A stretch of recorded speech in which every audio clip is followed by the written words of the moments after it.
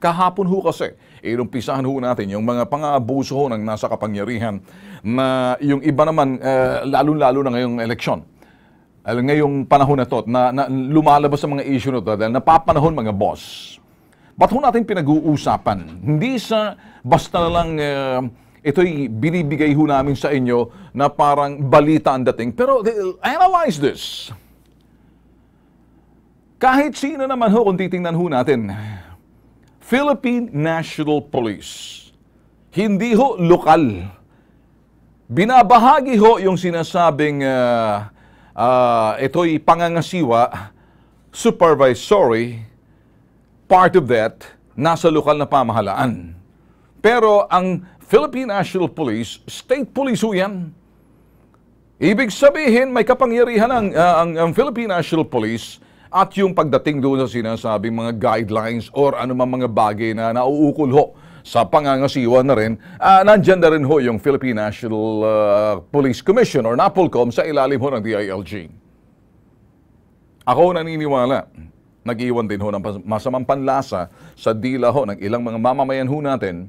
Ito ho mga bagay ho na pang-aabuso ng mga pulis ho natin. Iyan ho'y parang naging stigma na ho eh.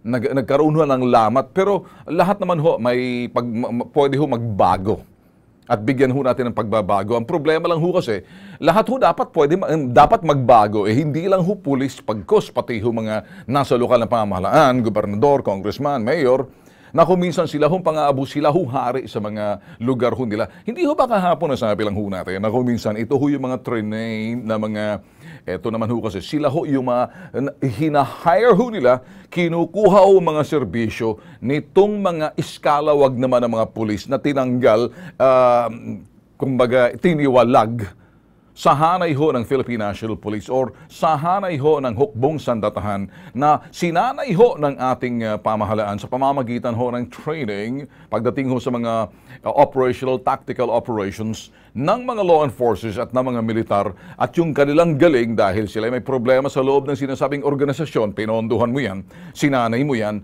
tapos ang gagawin lang nito mga tiwaling mga politiko, sila ay i-hire at isama doon sa kanilang mga security forces, parang ito huy private army na, yan huy nagagamit.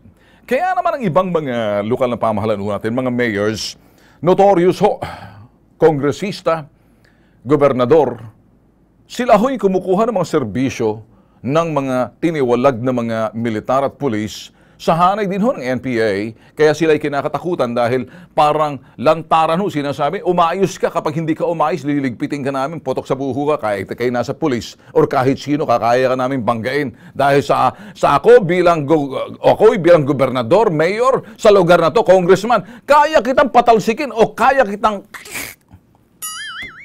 kayo nasa hanay ng pulisya.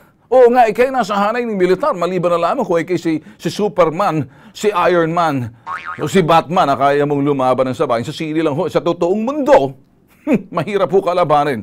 Yun ho mga politikong naghasik ho ng lagim dahil sa kanilang kapangyarihan, dahil sila merong ito'y pangtustos doon sa mga itiniwalag o talagang kukunin nila yung mga skalawag, yung mga reject na na-train, na may galing at alam, ang kasalanan lang sila'y na ito ho'y kung tawagin dishonorably discharged sa militar or tinanggal sa pulis, nag-awol at ginusto na lang sa ilalim ng sinasabing pangangasiwa ng kanilang bagong amo, mga political warlords or sila'y mga politiko na kuminsan sila'y kinukuha na bilang hired assassin.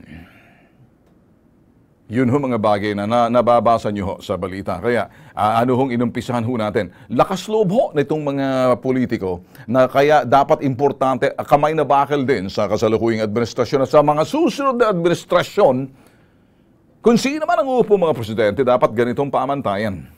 Hindi ho pwede maghari-harian ang mga politiko, gobernador, congressman, senador sa lugar or mayor na parang akala mo above the law, untouchable sila, na wala silang pakialam. Pulis ka, ano ngayon? Militar ka, ano ngayon? May private army ako, may mga tagatigog ako, may mga alaga ako na mga private army ko. Sa hanay ng private army ko, ito yung mga tiniwalag na mga militar na nagsana yan, magaling din yan, ex-marine yan, ex-army yan, or ex-policeman yan, ex-NPA yan. Sinama-sama namin yan. Kasi ako na ngayon ang hari dito sa lugar.